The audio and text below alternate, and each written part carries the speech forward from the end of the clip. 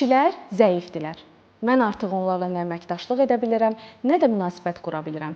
Peşman olub gələndə isə artıq mənim gözümdən düşürlər. Mənə kömək edin, dedi seansıma gələn uğurlu xanım. Və diaqnostik analiz nəticəsində məlum olur ki, kişini zəif görmək istəyən xanımın elə özü imiş. Ona görə də kişini gərəksiz sıxışdırıb performansını aşağı salıb dəyərsizləşdirirdi. Kökdə yatan səbəb isə hər dəfə kişilər qaydanda o atasını sanki sübut eləməyə çalışırdı ki, sən zəif idin, bacarmadın, amma mən bacardım. Kişilər geri qaydanda isə xanımın egosu tatmin olurdu və ego savaşının olduğu yerdə isə bütün tərəfdaşlıqlar pozulurdu. Biz birinci növbədə xanımı emosional və düşüncə səviyyəsində dəyişəcəyik. Bu gün münasibətlərdə nə yaşayırsınızsa bilin ki, təsadüfi deyil.